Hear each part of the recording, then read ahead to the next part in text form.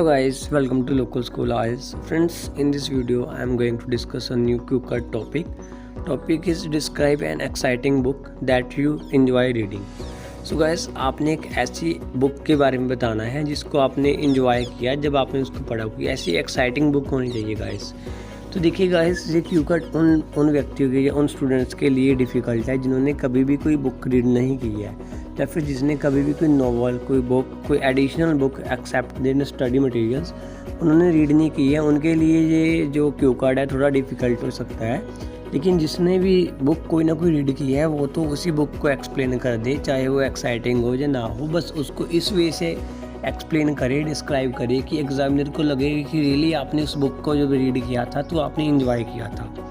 तो सबसे पहले मैं आपको जो इम्पोर्टेंट बुक्स हैं जो मतलब कि पूरे वर्ल्ड में सबसे फेमस है और जो हर व्यक्ति रीड करना चाहेगा अपने सेल्फ मोटिवेशन के लिए, और साथ ही तो इन बुक्स के नाम बता देता हूँ। सबसे पहले मैं, आप इनमें से कोई एक चूज़ कर सकते हैं। तो देखिए गाइस, आपके सामने है सबसे फर्स्ट यू कैन विन एक इंडियन ऑथर की बुक है। इसको आप पढ़ सकते हैं। एक सेल्फ हेल्प फिक्शन बुक है। इसको आप पढ़ेंगे, साथ ही आपको मोटिवेशन मिलेगी और साथ ही आपका ये Q-Card कवर हो जाएगा। मैं ये नहीं कह रहा कि आप अभी पढ़ें, आप सिर्फ इतना कर सकते हैं कि यूट्यूब पर जाकर इसकी समरी सुन सकते हैं कि इसमें क्या बताया गया है बुक में। जब आप 5 और 10 मिनट की इसकी समरी सुन लेंगे तो आपको क्लियर हो जाएगा कि इस बुक में क्या लिखा है, और आपके Q-Card के रिगार्डिंग जो भी आपके डाउट होंगे, जो भी आपने Q-Card में बोलना है, वो सभी कवर हो जाएंगे। आप सब कुछ बोल पाएंगे। और जो सेकंड बुक है पावर ऑफ सबकॉन्शियस माइंड, जो पावर ऑफ सबकॉन्शियस माइंड है, इस बुक के बारे में भी आप समरी देख सकते हैं। और उसके बाद attitude is everything, Jeff Keller की बुक है एटीट्यूड इज़ एवरीथिंग, इसके बारे में भी आप पढ़ सकते हैं। मैं ये नहीं कह रहा आप सभी की देखें, आप कोई एक राइटर की बुक देख लें और सिर्फ उसकी समरी देख लें कि उस बुक में लिखा क्या है, और फिर उस पर अपना Q-Card प्रिपेयर करें अगर आपने सच में कोई बुक नहीं पढ़ी है। और विंग्स ऑफ फायर, तो गाइस ये विंग्स ऑफ फायर बुक है, ये ऑटोबायोग्राफी है डॉक्टर अब्दुल कलाम की, APJ अब्दुल कलाम। तो इस बुक को आप अगर पढ़ेंगे, ये बहुत ही एक्साइटिंग है। इसमें इन्होंने अपनी लाइफ स्टोरी बताई हुई है। तो अगर आप इस पर प्रिपेयर करते हैं तो बहुत ही अच्छी बात है। और उसके बाद जो चेतन भक्ति बुक है वन इंडियन गन, ये भी एक बहुत ही अच्छी नॉन फिक्शन, ये भी बहुत एक चेतन भक्त की बुक है वन इंडियन गन। इसको भी आप कवर कर सकते हैं। इसकी समरी सुन लेना, आपको अगर अच्छी लगी तो आप इसका भी अपना Q-Card प्रिपेयर कर सकते हैं। Last but not least rich dad and poor dad, तो मैंने आपको ये 6 बुक्स बताई। आप इन 6 में से या फिर इनके अलावा अगर आप किसी को किसी बुक का नाम पता है और वो बुक एक अच्छी बुक है, उसको आप अपने Q-Card उस बुक पर प्रिपेयर कर सकते हैं। तो बिकॉज गाइज सारी बुक्स एक्साइटिंग होती हैं, वो आप पर डिपेंड करता है कि आप उसको कैसे पढ़ रहे हैं। अगर आप एक्साइटेड होकर पढ़ोगे तो आपके लिए सारी बुक्स ही एक्साइटेड है और आप सभी को एंजॉय करेंगे।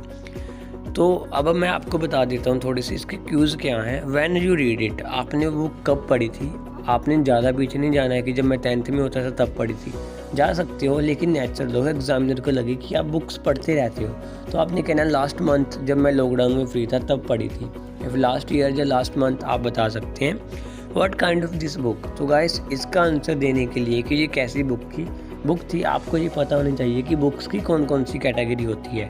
तो सबसे पहले मैं आपको वही बता देता हूँ अब। तो गाइस देखिए, ये आपके सामने है, बुक्स की मेन 2 कैटेगरी होती है, फिक्शन और नॉन फिक्शन बुक्स।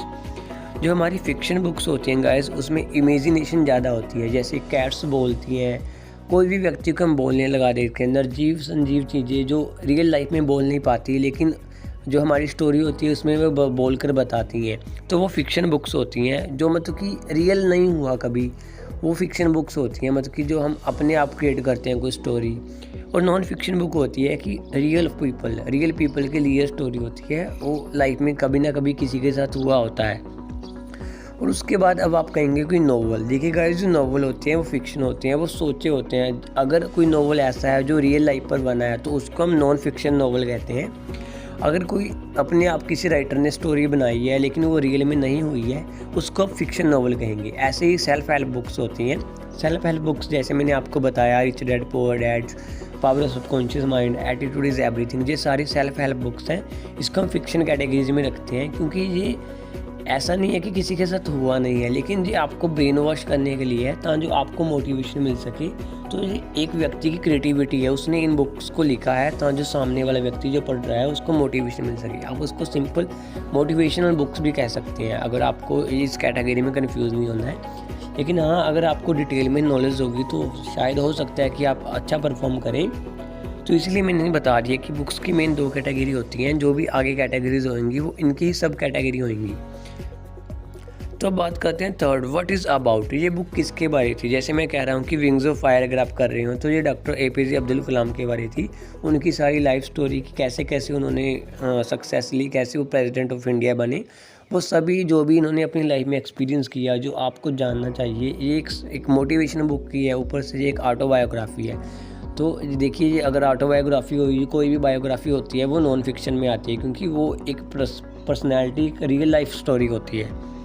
उसके बाद and explain why you think it is exciting. तो आप उसको एक्सप्लेन करना है कि आपको क्यों लगा कि ये बुक एक्साइटिंग है। तो आप कह सकते हैं, जैसे अगर विंग्स ऑफ फायर की बात करें तो आप कह सकते हैं कि मैं इस व्यक्ति के बारे में जानना चाहता था, मैं डॉक्टर अब्दुल कलाम के बारे में जानना चाहता था, तो इसलिए मैंने ये बुक खरीदी। और जैसे ही मैं इसको पढ़ता रहा, रोज़ मुझे मोटिवेशन मिलती थी कि मैं आगे पढ़ूँ, कि आगे इनकी लाइफ में क्या हुआ। तो जब मैंने इस बुक को फिनिश कर दिया तो रियली ये बहुत एक्साइटिंग थी मेरे लिए। मैंने पूरा एक्साइट होकर इसको पढ़ा। तो आपने अगर सचमुच कोई बुक पढ़ी है तो आप इजीली बना लोगे। अगर आपने नहीं पढ़ी है तो मैंने बता ही दिया कि आप किसी भी बुक की एक समरी देख लेना, और जो उसमें बताया गया है मेन वो आपको पता होना चाहिए रियल में। आपने ऐसे ही नहीं मारना है कि मुझे ये बुक पढ़ी है और उसके हो सका कि जो बुक आपने पढ़ी हो, अगर वही सेम बुक एग्जामिनर ने पढ़ी हो और आपने गलत बोल दिया तो वहाँ पर चांस हो सकते हैं आपके बैंड डिडक्ट, पर ऐसा बहुत कम होता है। तो बुक में तो सिर्फ यही था। होप आपको इस वीडियो में कुछ बुक्स के बारे में पता चल गया होगा, और आप इसमें रिसर्च कर सकते हैं। जो भी आपको पसंद आए बुक, उस पर आप अपना क्यू कार्ड प्रिपेयर कर सकते हैं। सो आज की वीडियो में इतना ही था। Thanks for watching this video.